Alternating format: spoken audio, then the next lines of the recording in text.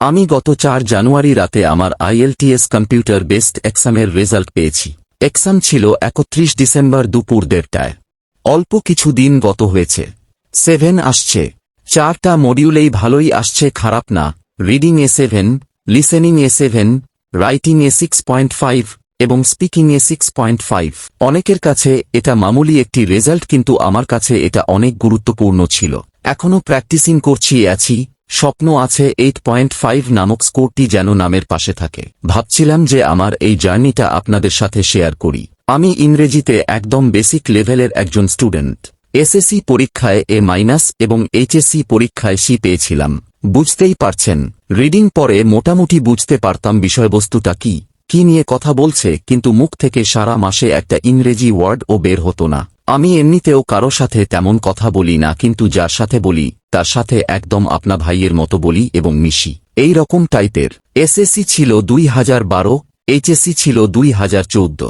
বাবা বিদেশ থাকত 2007 সাল থেকে মালয়েশিয়াতে। আমার ইচ্ছে ছিল ভার্সিটিতে ভর্তি হওয়া, কিন্তু আব্বা পড়াশোনার খরচ দিবে না বলে এবং গার্মেন্টসে চাকরি নিতে বলে। 2015 সালে পড়াশোনা বাদ দিয়ে গার্মেন্টসে হেল্পার পোস্টে চাকরি নেই। পরে ভাবলাম সময় তো যাবেই, পলিটেকনিক এ ভর্তি হয়ে থাকি, কারণ আমি যে পড়া বাদ দিচ্ছি এটা আমি কল্পনাও করতে পারতাম না। পরে 17 সালে প্রাইভেট পলিটেকনিক এ প্রিন্সিপালের সাথে কথা বলে ভর্তি হই। ক্লাস করতাম না, শুধু পরীক্ষা দিতাম। 18 সালের শুরুতে চাকরি ছেড়ে দিয়ে গরুর খামার দেওয়ার চেষ্টা করি। ভালোই ছিল, মোটামুটি প্রতি ঈদে 5 লাখ টাকার গরু বিক্রি করতাম। এটা একজন ইয়াং মধ্যবিত্ত ছেলের পকেটে যথেষ্ট টাকা। 19 সালের শেষের দিকে লাভ ম্যারেজ করি, তখন করোনা চলতেছিল। 22 সালে ডিপ্লোমা শেষ করে ভার্সিটিতে ভর্তি হই কম্পিউটার সায়েন্সে বিএসসি করার জন্য।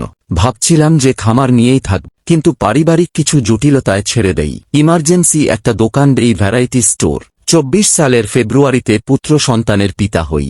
24 সালের শেষের দিকে ইউনিভার্সিটির একদম কাছের বন্ধু, আমার ব্যাচমেট, ওর বাপ থাকে ফ্রান্সে, ওখানে দোকানের বিজনেস করে। ওর ছোট বোন আর মা ও ফ্রান্সে সেটেল। ওর ছোট বোন ওখানে একটা স্কুলে পড়াশোনা করে। ওর বাপের সাথে মাঝে মধ্যে কথা হয় হোয়াটসঅ্যাপে। গতকাল ও কথা হয়েছে। তো ওই বন্ধু বিএসসি ছেড়ে দিয়ে ডিপ্লোমা উইদাউট আইএলটিএস দিয়ে ইউরোপে যাওয়ার চেষ্টায় হন্যে হয়ে এজেন্সি খোঁজা শুরু করে।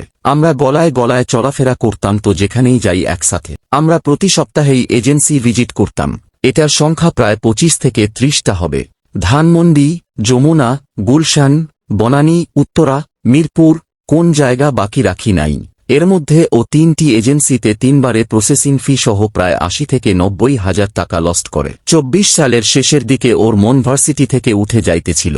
ক্লাস করত না, প্লাস এক্সাম ও আমি জোর জবরদস্তি করে দেওয়াইছিলাম কয়েক সেমেস্টার। ওর চিন্তা ছিল বিএসসি বাদ দিয়ে ডিপ্লোমা দিয়েই স্পেন বা ফ্রান্সে যেভাবেই হোক চলে যাওয়া। ও এমন সব পাগলামি করেছে যা শুনলে আপনারাও অবাক হবেন আর হাসবেন। ওইগুলো পরে একসময় বলবো। যাই হোক, ওর সাথে মিশতে মিশতে আমার মনে হলো যে বিদেশ যাওয়া ছাড়া আমার জীবন বৃথা। 25 সালের শুরুতে আমি দোকানে বসেছিলাম। আমার ক্লাসমেট পুলিশ বন্ধু কল করেছিল। আমার ফিউচার প্ল্যান জিজ্ঞেস করায় আমি বলি যে এমএসসিটা বিদেশে গিয়ে করব। MOI দিয়েই চলে যাব। তখন ও আমাকে টেস্ট করার জন্য কতগুলো বাংলা বাক্যকে ইংরেজিতে ট্রান্সলেট করতে বলে। আমি একটারও উত্তর দিতে পারছিলাম না। ও আবার ওই সময় পুলিশের চাকরির পাশাপাশি ইংলিশ স্পিকিং অনলাইন ক্লাস করত। এটা আমি জানতাম না।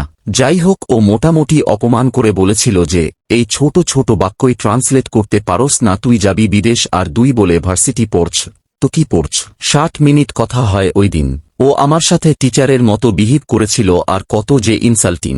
এই কথাগুলো আমাকে ভীষণভাবে কষ্ট দিয়েছিল। মনে জেদ তৈরি হয়েছিল।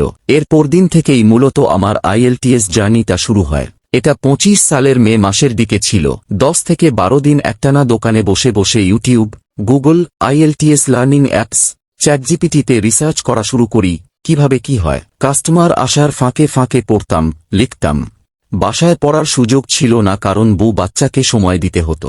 যাই হোক, দোকানের মেয়াদ শেষ হওয়ায় আমি দোকান ছেড়ে দেই 25 সালের জুলাই মাসে এবং আইএলটিএস কোচিং এ ভর্তি হই 5,000 টাকা নগদ দিয়ে ও 20,000 বাকি রেখে। 2টা ক্লাস করে চলে আসি, কারণ 20,000 টাকা আমার কাছে ওই সময় ছিল না, কারণ দোকান ছেড়ে দিয়ে আমার প্রায় 2 লাখ টাকা লস হয়েছিল। পরে দীপ বলে কোর্স কন্টিনিউ করতে চাইলে না করে দেয়। 25 সালের আগস্ট আমি 4,000 টাকা দিয়ে আরেকটা কোচিং সেন্টারে ভর্তি হই 3,000 টাকা বাকি রেখে। 3টা ক্লাস করার পর মনে হলো এটা সঠিক মেথড না শেখার। টিচারের পড়ানোর স্টাইলটা একদমই ভালো ছিল না। পরে ওখান থেকে চলে আসি।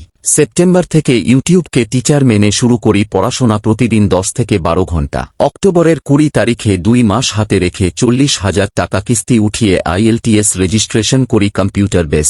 বউ বাচ্চা যাতে ডিস্টার্ব না করে সেজন্য নভেম্বরের 6 তারিখে ওদেরকে শ্বশুর বাড়ি রেখে এসে শুরু করি ননস্টপ পড়াশোনা। নামাজের জন্য মসজিদে যাওয়া ছাড়া বাসা থেকেই বের হওয়া বাদ, বন্ধুদের সাথে মেশা বাদ ছিল অনেক আগে থেকেই, ঘুম বাদ, অলসতার লেভেল 0। ভার্সিটিমে ক্লাস করাও বাদ ছিল নভেম্বর ও ডিসেম্বর মাসে। অবশেষে ডিসেম্বর 31 তারিখ পরীক্ষা দিলাম। জানুয়ারির 4 তারিখে রেজাল্ট পেলাম। আলহামদুলিল্লাহ। জানুয়ারির 8 তারিখে সেমিস্টার ফাইনাল দিয়ে সেপ্টেম্বর ইনটেকে ইতালি যাওয়ার জন্য প্রসেসিং করতেছি। আলহামদুলিল্লাহ। আর আমার ওই যে আরেক বন্ধু যার প্রভাব আমার উপরে পড়েছিল সে এখনো ওই একই অবস্থায় আছে। এজেন্সি ঘুরতেছে। মাঝখানে একবার টুয়েফেল পরীক্ষার প্রক্সি খুঁজতে গিয়ে 25,000 টাকা মার খেয়েছে। আমাকে বলেছিল সাথে যেতে কিন্তু আমি IELTS প্র্যাকটিসে ব্যস্ত ছিলাম তাই যাইনি। পরে ও IELTS এর প্রক্সি খুঁজতে গিয়ে 1.5 লাখ টাকা মার প্রায় খেতে গিয়েছিল। আমি জানি না আমার বিদেশ যাওয়া হবে কিনা, আদৌ যেতে পারবো কিনা, আমার দ্বারা হবে কিনা, আল্লাহ ভাগ্যে রাখছে কিনা আমি জানি না, আমি কিছুই জানি না। তবে আমার দ্বারা যে সম্ভব, ইচ্ছে করলে যে অর্জন করা পসিবল, এটা আমি বুঝতে পারছি। আর এটাই যথেষ্ট। শ্রম কখনোই বৃথা যায় না। গত মাসে আইটিতে ছোটখাটো একটা চাকরি হয়েছে। বিদেশ না হলেও ভালো একটা কোম্পানিতে চাকরি হবে ইনশাআল্লাহ। আমার পাড়াপড়শি এক ছোট ভাইকে দেখেছিলাম দিনরাত এক করে পড়তে। ও এখন অনার্স শেষ করে ইনকাম ট্যাক্স অফিসে 13 গ্রেডের চাকরি করে। পড়াশোনা করলে বৃথা যায় না। একজন মধ্যবিত্ত ছেলের সবচেয়ে ভালো বন্ধু হওয়া উচিত বই। এখন অনেকেই জিজ্ঞেস করে ভাই কেমনে কি রিডিং এ হেল্প করেন, রাইটিং এ হেল্প করেন। 7 থেকে 8 মাস আগের আমি আর এখনকার আমির মধ্যে পার্থক্য অনেক।